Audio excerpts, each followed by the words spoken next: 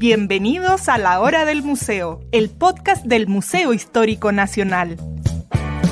Identidad, cultura, patrimonio y más. Soy Rocío Muñoz y te invito a un encuentro diario con la historia y sus protagonistas.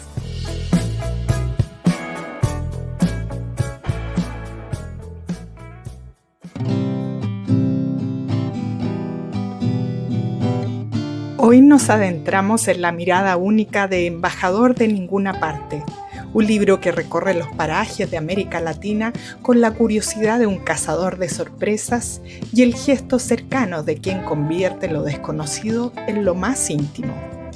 A través de sus páginas, este libro no solo nos invita a recorrer territorios, sino que nos adentramos en los paisajes de la identidad, la lengua y la historia. Nos ofrece una lección profunda sobre el ser humano y el mundo que lo rodea. Acompáñenos en este recorrido por la pluma de Richard Wing, poeta, narrador, ensayista y traductor inglés.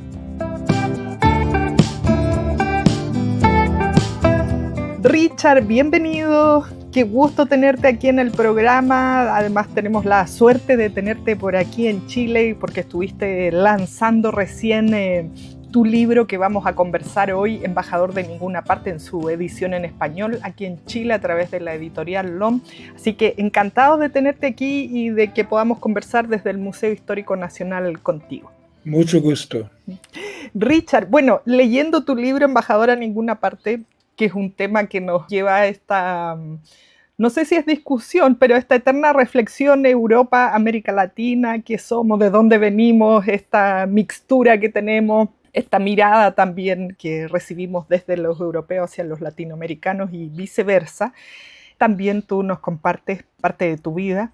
De alguna manera yo decía que es fascinante esto, porque yo creo que todos tenemos el sueño de ser vagabundos, de recorrer el mundo, de poder tomarse el tiempo de hacerlo, y eso se transmite a través de tus líneas. Pero yo quería saber que nos cuentes, que nos compartas, que es parte de lo que también narra tu libro, cómo nace este gusto, este amor, por así decirlo, por América Latina. Bueno, la cosa empezó con una visita a Nicaragua en 2011. Una editorial británico me ha pedido compilar una antología de poesía latinoamericana, buscar los poemas y traducirlos. Entonces, tuve libertad total para hacer lo que quise, ¿no? Pero en Granada, en Nicaragua, al Festival Internacional de Poesía en 2011, empecé a entender que la poesía en América Latina era un animal distinto de lo que es en mi país, porque hay un ánimo, un tipo de excitación y esperanza de lo que podemos leer o oír en la poesía. Y era un tipo de activismo político también que la gente estaba esperando desde la poesía. Y me ayudó a entender lo que tenía que hacer con mis traducciones. Bueno, tú nos cuentas ahí en el libro que, sin embargo, a pesar de que en el 2011 vienes, entiendo, por primera vez a América Latina, como tú decías, a Nicaragua, ya desde antes estaba este interés tuyo por conocer esta zona del planeta. Sí, es que desde mi adolescencia tuve un interés enorme en la literatura de América Latina, pero nunca visité hasta, no sé, casi 50 años, ¿no? Cuando tuve 40 y algo años, fui primera vez a Buenos Aires para asistir a una conferencia y unos años más tarde, como he explicado, a Nicaragua. Pero de repente estaba viajando mucho, porque después de la comisión de la antología, quise encontrar los poemas para el libro y recibí invitaciones a asistir a festivales y conferencias en varios países, sobre todo Chile, Argentina, Colombia y México. Y durante los años siguientes hice muchos viajes, encontré con muchos poetas y durante esta época escribí un blog sobre mis viajes. Y muchos años después, podría usar el blog como base para el libro. Y es por eso tal vez que el libro es un poco fragmentado, ¿no? Porque no tiene como una línea recta, no es una narrativa simple, hay varios componentes, es una sopa. Pero tiene el orden de que va de alguna manera organizándose por zonas geográficas, cuentas tú por cada país que visitas. ¿Cómo surge este título? Bueno, la idea no es spoilear el libro, pero para hacernos una idea de este concepto que a mí me ha encantado de embajador de ninguna parte. Sí, la respuesta viene en dos partes, porque recibí una beca desde el Consejo de las Artes de mi país para hacer estos viajes. Y mi título oficial era embajador cultural, que es bastante pretencioso, pero fue también divertido pensar en mí como embajador de algún tipo. Pero la idea también tiene conexión con una frase usada por la primer ministra británico, Theresa May, que era brevemente primer ministro antes de Boris Johnson, en esta época del Brexit. Y May dijo esta frase muy interesante, que una persona que se considera ciudadano del mundo es realmente ciudadano de ninguna parte. Y como siempre me he pensado como un ciudadano del mundo, pensaba que sería un buen título para el libro, pero a cambiar ciudadano a embajador para replicar mi papel. Richard, bueno, una cosa es, y ahí te quería que nos compartas un poco de tu vida, ¿no? Porque eres originario de Inglaterra, viviste en Londres, después vives en el Mediterráneo, también vas viajando, y tu paso por América Latina viene, no sé si has vivido en alguno de los países acá o has venido de forma, digamos, académica, por trabajo. Cuéntanos un poco más de esa relación tuya con América Latina. Supongo que la verdad es que no tuve plan y nunca he vivido largo rato en ninguno de los países, solo porque estaba trabajando a la vez a la universidad y solo pude viajar a máximos 6 semanas a la vez, pero por lo menos pasé un par de meses en México, que constituye la parte central del libro, y también porque tiene la parte más filosófica, tal vez, del libro, sobre la idea de progreso y la idea que encontré en un libro de Mariano Picón Salas, que era escritor venezolano, ¿no? En el libro de la conquista a la independencia, en que dice que ninguna idea más ajena a la mentalidad india que la idea occidentalista del progreso. Y dice que la idea de progreso y basado en el renacimiento era algo totalmente incomprensible a la población indígena de las Américas a la vez de la conquista. Y he dado conciencia de que realmente estoy de la misma opinión, que el progreso es un mito. Si los seres humanos fueran capaces de progreso, no tuvieron guerras hoy en día. Y el mundo está lleno de guerras en este momento. Pero esta idea de estar en un círculo en que cada cosa se repite, me fascina. Estoy hablando de otra cosa, claro, pero fuera muy importante en la creación de mi libro, porque supongo que empezó con el mapa en la pared de mi dormitorio cuando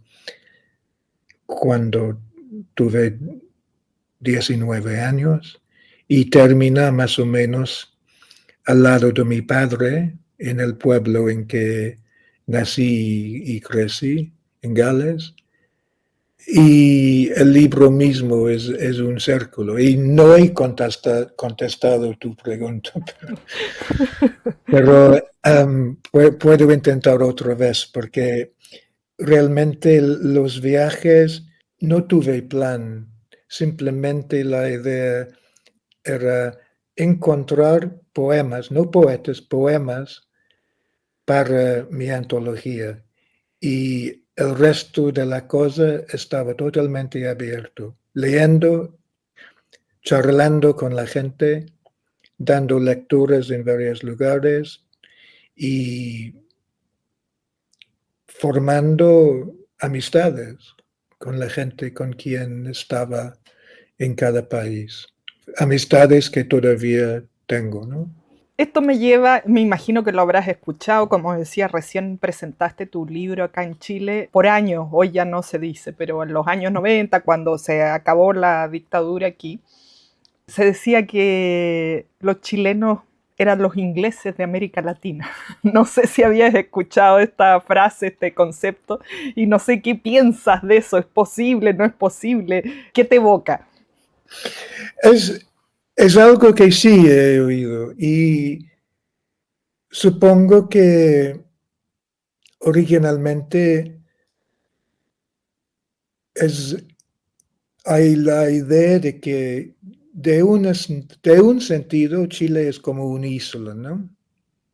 Porque está aislado desde el resto del continente por la cordillera, pero también tal vez de una manera más complejo. Pero seguramente he encontrado una diferencia en Chile de todos los otros países de América Latina, es cierto.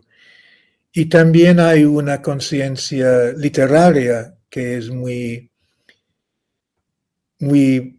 particular, digamos, ¿no?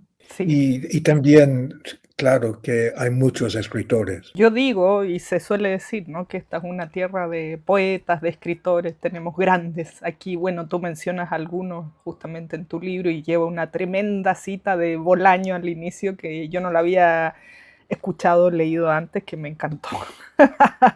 Y dice que América Latina es el manicomio de Ah, Europa. sí, sí, es fantástico, ¿no?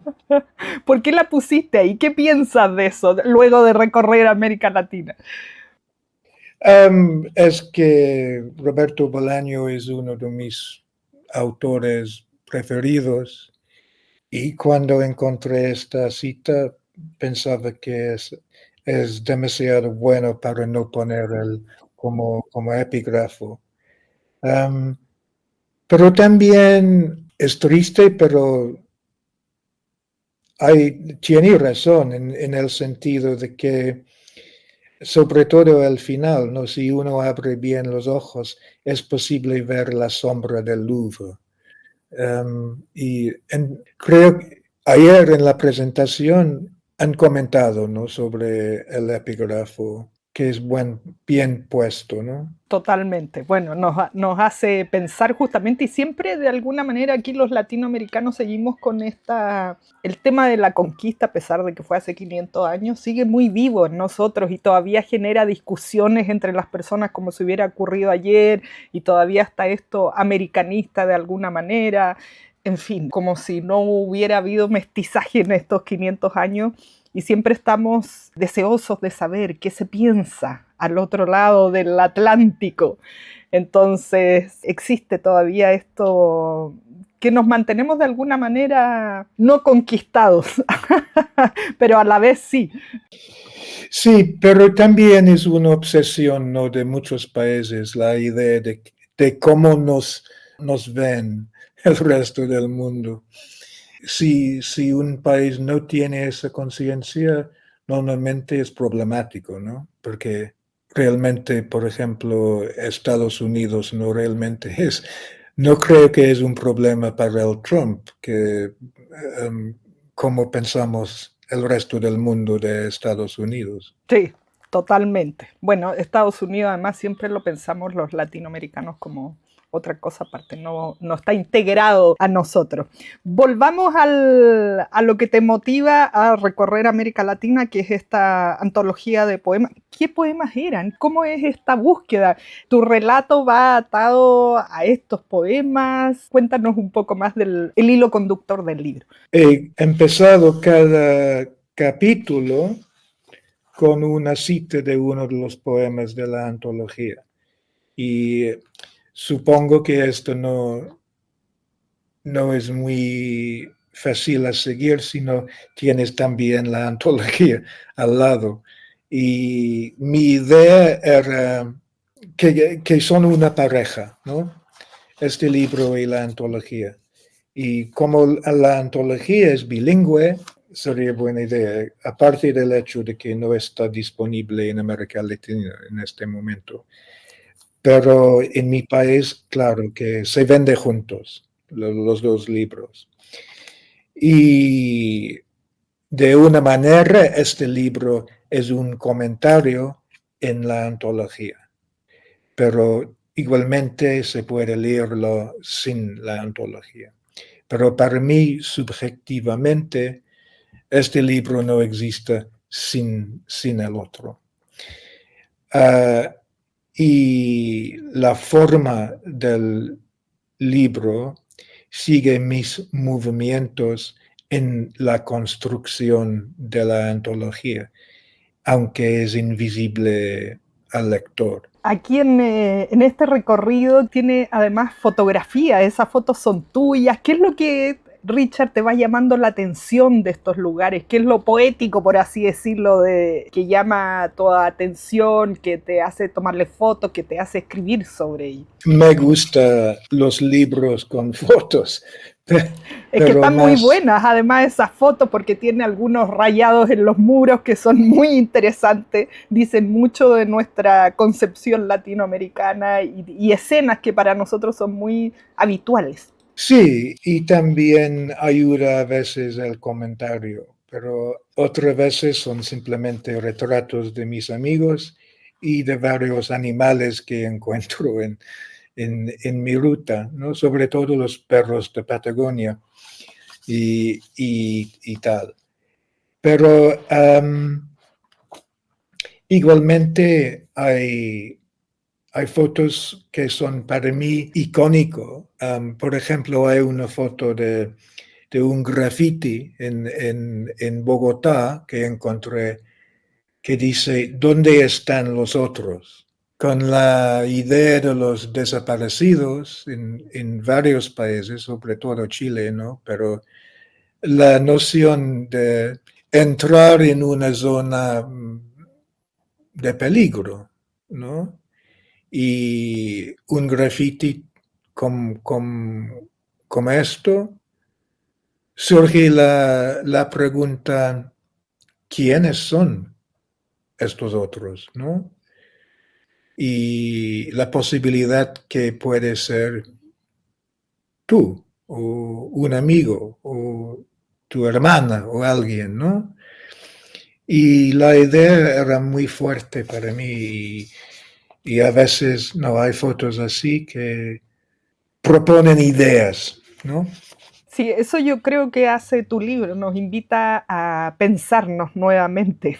Mm, Y mm. por el hecho que yo decía que es un otro, un extranjero, no solo de otro país, sino de otro continente que nos mira Sí, y de alguna manera uno se puede entender también de sí, otras formas.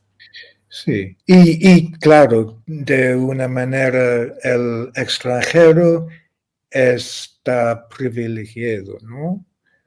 Es privilegiado porque tiene una invisibilidad, también tiene una libertad de movimiento que no está disponible a toda la población, ¿no?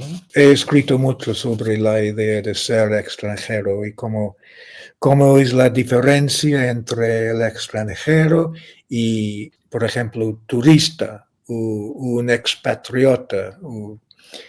Y sin olvidar que la gran mayoría de los extranjeros son migrantes y los migrantes no tienen las oportunidades o los privilegios de un extranjero como yo. Claro, cambia el viaje totalmente, las posibilidades, como tú decías. Hasta pareciera que fueran otros lugares los que ve un inmigrante con los que ve un extranjero. Sí, claro, y por viajar en México, sobre todo el norte de México, donde estaba en Saltillo, pensando en los migrantes económicos que intentan entrar en Estados Unidos y la política y la pobreza que les forzan a migrar, es, es todo una parte de la historia, ¿no? Tú mencionas al inicio de tu libro que, bueno, y nos contabas aquí también, que en un principio te sentiste muy atraído por la literatura latinoamericana, mencionas ahí en el libro, bueno, Cien años de soledad, que muestra un tipo de América Latina de este realismo mágico, pero que igual sigue pasando. Cien años de soledad tiene, no sé, 50, 60 años de existencia. Eh, y pareciera que esa América Latina ya no está porque estamos en la era de Internet, de la inteligencia artificial o qué sé yo, pero sigue existiendo de todas formas. Es como que los tiempos permanecen algunos tiempos, uno se va a algún pueblo de América Latina y la vida está tal cual por siglos. ¿Qué de ese acercamiento que tuviste a América Latina, que fue desde la literatura, antes de poder conocerla, pudiste corroborar o te pareció que era totalmente distinto? ¿Cómo haces ese empalme entre lo que habías leído y lo que te vas encontrando? Buena pregunta, porque hablando de 100 años de soledad, um, para mucha gente fuera del continente, Macondo es de una manera representativa de América Latina, pero no es así. Y aunque Claro, Macondo está dentro de América Latina, América Latina no es Macondo. Del momento, ¿no? Porque Netflix ha hecho una serie de la novela, ¿no? Recientemente y mucha gente que nunca han leído la novela ahora puede mirar esta extravaganza de Netflix. Para mí, América Latina realmente no existe. Es una idea, ¿no? Pero cuando empiezas a viajar, entiendes que cada país es totalmente diferente y tiene una estructura cultural, hasta el lenguaje que, mira, he llegado a Chile hace 2, 3 días y me cuesta entender la gente, no, no, no totalmente, claro, pero es muy diferente del español de otros países, ¿no? Y cada inflexión, cada actitud está basado en una cultura que está básicamente muy diferente a lo del país al lado, ¿no? Y además es más exagerado la diferencia en Chile, porque como hemos dicho antes, tiene este sentido de ser aparte del continente, como estaba flotando en el mar, ¿no? Bueno, como yo decía, todas estas impresiones y reflexiones que se pueden dar sobre nuestro territorio y que siempre nos sigue atrayendo. Vuelvo en tu libro, como decía, tú mismo decías, no hay como un orden tan claro porque tiene que ver con los recorridos que hiciste, por ejemplo, México, en diferentes viajes, diferentes zonas de México que conoces. ¿Es posible, volviendo a lo que hablábamos recién, establecer una identidad única? ¿Es lo que tú intentas hacer a través de tu libro o es justamente lo contrario, mostrar que no se puede decir que hay solamente una identidad latinoamericana, sino que es una variedad de paisajes, de literatura, de personas? Uno puede decir que mi viaje o mis viajes corresponden a una búsqueda interior y las diferencias entre todos los países se reflejan los cambios que yo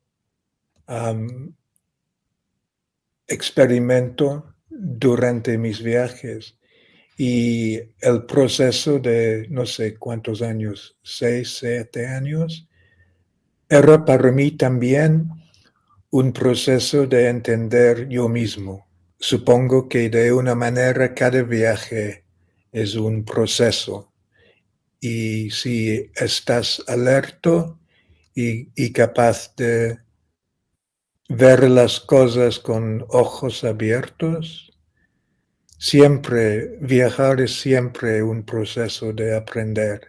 Que es cierto eso. Nunca somos los mismos luego de un viaje. No. ¿Cuánto, si es que podemos saber, cuánto tiempo estuviste recorriendo América? Bueno, aquí viniste a Chile por el lanzamiento de tu libro, pero sé que después de Santiago vas a estar en otras partes también de nuestro país. No sé si ahora que ya has estado aquí, has venido otras veces, también lo mencionas en el libro, un recorrido por la Patagonia. Digamos, con este libro ya cierras una etapa o pretendes seguir volviendo a América Latina. ¿Es posible que se escriba otro libro de tus viajes por esta zona? Ahora mismo voy mañana al sur, voy a Valdivia y asisto a un festival, Festival Caudal a Valdivia este fin de semana. Y después pasaré unos días en la localidad de Valdivia y tal vez voy más al sur. Tengo mucho interés en visitar, ¿no?, Chiloé y tal vez Puerto Montt y la montaña, pero no tengo idea clara. Eso es la manera que prefiero no saber a dónde voy. Ir Y sorprendiéndote. exacto, exacto. No supongo que hay un libro, pero tal vez unos cuentos o ensayos o algo. Bueno, no nos queda mucho tiempo. Como yo decía, es un libro que por supuesto está publicado en inglés originalmente. ¿Qué impresión cree que ha tenido este tipo de relato, esta visión moderna de América Latina? Porque siempre seguimos de alguna manera en el relato antiguo de los tiempos de la conquista o qué sé yo, del siglo XIX también. De hecho, por eso vinieron muchos ingleses a Chile y supongo que de ahí deriva esta idea de los ingleses de América Latina, pero nos falta estas visiones contemporáneas como las que tú haces. Entonces, ¿cómo crees que ha sido la llegada de tu libro o la visión que tú compartes justamente en Europa, en Gran Bretaña?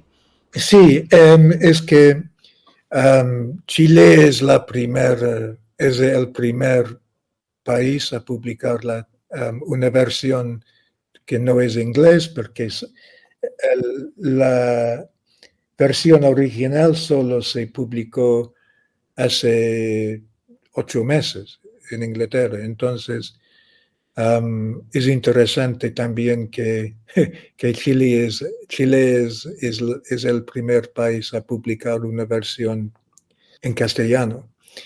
Pero la recepción ha sido bastante interesado aquí, pero solo he pasado un par de días aquí y la gente que me han escrito por correos y tal me han comentado de...